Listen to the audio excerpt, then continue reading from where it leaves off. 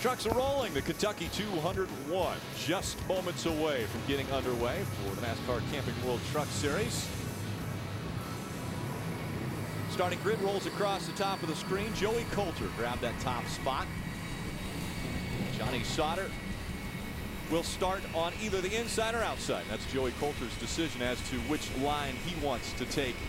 We're going to ride along with a few different drivers. We've got some great pictures to show you tonight, and here's who we'll ride with. How about let's take a ride along with an 18-year-old at a high rate of speed on a Friday night? How's that sound? Well, Sounds this isn't great. just any 18-year-old. Our most recent winner won in just his third start in the NASCAR Camping World Truck Series. Ryan Blaney rolls off 16th. We're going to also ride along with the 17 truck of Timothy Peters, the Red Horse Racing Toyota. Timothy will start back in the 13th spot. He's got to wrestle that point lead back away now. My fantasy pick is also my guy that I think is going to win the championship. So, heck, why wouldn't I get in the truck with him and ride along? Ty Dillon is going to start third in the Tracker Boats Bass Pro Shop Chevy. Look for some good shots out of this truck. We're also going to ride along with Johnny Sauter in the Hot Honeys Curb Records Toyota. Let's see if we can chat with Johnny. Hey, Johnny Sauter, Phil Parsons up in the speed booth. You got a copy? Yeah, 10-4. Go ahead, Phil. Johnny, you've already got a 1.5 mile win this year. You got a great starting spot up here in the front row. I know this season now comes a deal where you're just looking for wins. You got one in you tonight? I think so. I mean, everybody at Thor Sport, Joe, and everybody's done a good job on this Hot Honeys Curb Records Toyota. We have been working pretty hard at this stuff. Had a great run last week, and Kentucky's usually a racetrack we run really well at. So you just never know. You practice in the day, and you race at night, so the racetrack can change. But I feel pretty good about it. We got good track position. We just got to be smart. Get her to the end. All right, Johnny. Good luck, bud. Thanks. Thank you. We've heard from the driver. Let's hear about the driver from our guys on pit road. We start with Ray.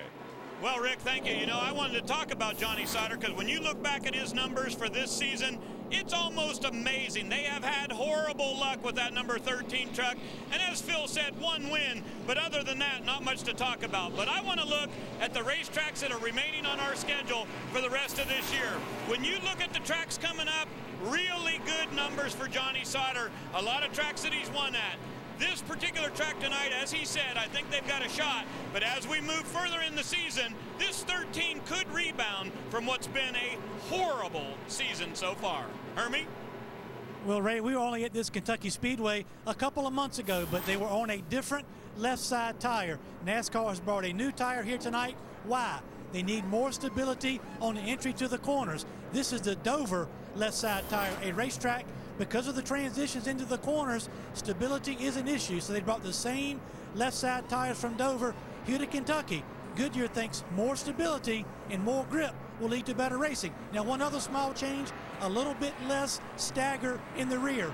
So the trucks have been talking a little bit about a tight condition on the racetrack. We'll see who can adjust to that tonight, Rick, and have a chance to go to victory lane.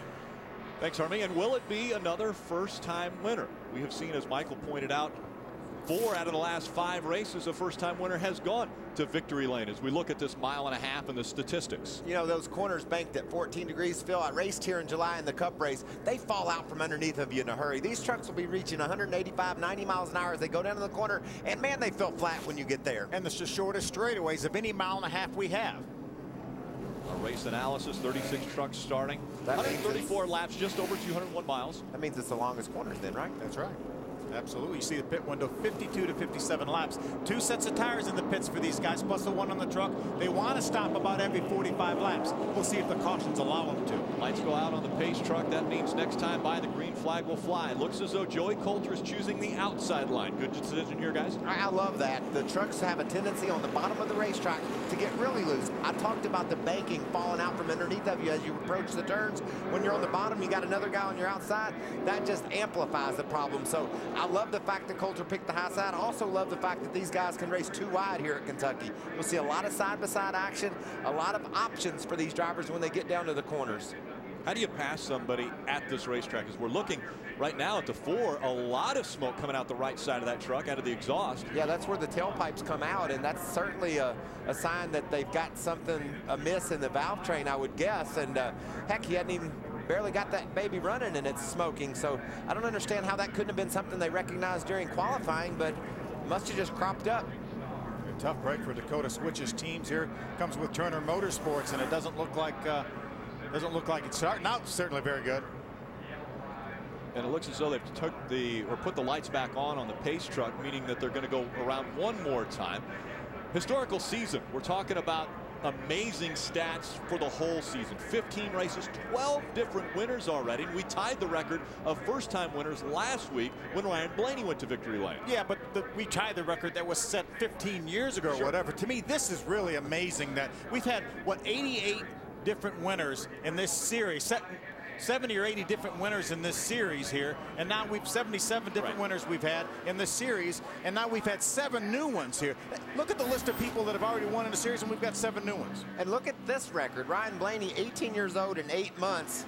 Last week in Iowa gets a victory. That's over a year younger than Kyle Busch was when he got his first win. So it tells you we knew there was a youth movement here in the Truck Series. We knew there were a bunch of young guys that were just so close to winning a year ago. They put it all together this year. Got a couple Dylans on that list too. One of them's in this race tonight. That's right. And the bottom one is my pick, my fantasy pick, my championship pick. That kid is doing everything right, Phil. He's got a great truck. Oh, good. There's a lot of people out there with a good truck. He's able to take advantage of the circumstances, the situation, and I believe, you know, the coaching he gets from his pop, his brother that won this championship a year ago. He's surrounded by championship-winning crew members. That's got to just give him so much confidence, and he hasn't let them down once. He's been pretty much mistake-free all year long. His career average finish in this series is 7.5.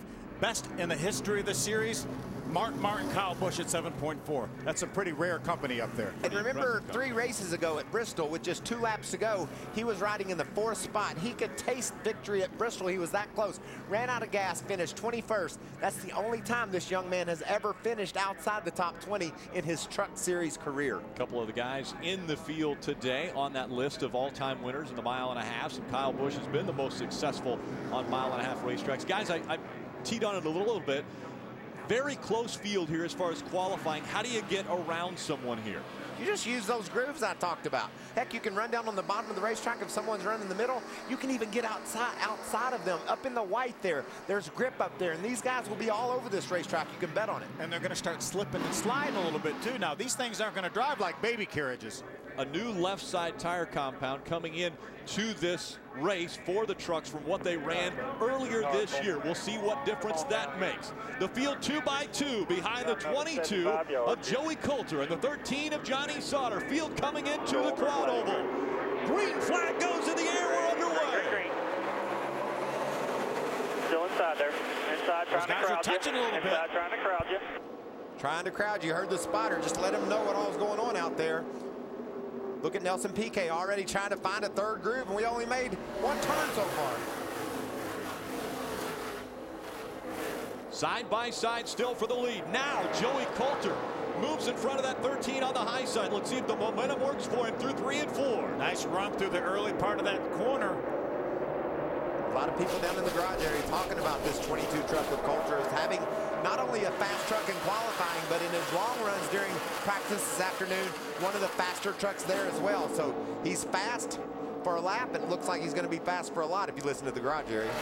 Out in front of the field for lap number 1, Joey Coulter got his first win earlier this year. One of those first-time winners in 2012. Johnny Sauter, Nelson Piquet Jr., James Buescher, and Cale Gale, your top 5. We now talked Cale about Gale working to the inside of that 31. And we talked about how difficult it is to hold that line down on the bottom of the racetrack. You could see Cale tiptoe into that corner. You want to make sure you don't make a mistake when you dive down in the turn. Have that truck well under control, but because she'll switch ends on you in a hurry if you get in there too hard. And we saw that out of Ryan Blaney in the first practice earlier today. And you can watch these trucks moving around. Now, this is not one of the smoother racetracks that we'll run here. These guys are going to bounce around a little bit. I talked with Tim George earlier today, and he made the comment, he said he felt like he was in a Cadillac. The truck was bouncing that much over these bumps, and they were trying to figure out how to get it sealed to the racetrack well, you through can't, those bumps. and that's what I love about a track like this. You can't get it sealed to the racetrack, Rick. It's too bumpy. You can get it to return to the racetrack, but it's going to be up and down. You can see the truck, the Ford truck here of Dakota Armstrong, trouble on the parade lap. What are they saying now, Hermie? Well, they thought under caution before the race started, Michael, that they thought it would be okay, just blowing off a little bit of smoke. And once the green flag came out, now he is underpowered, and they're trying to decide what they think the problem may be. A lot of officials from not only Turner Motorsports, but also Hendrick Engines, where they get the engines for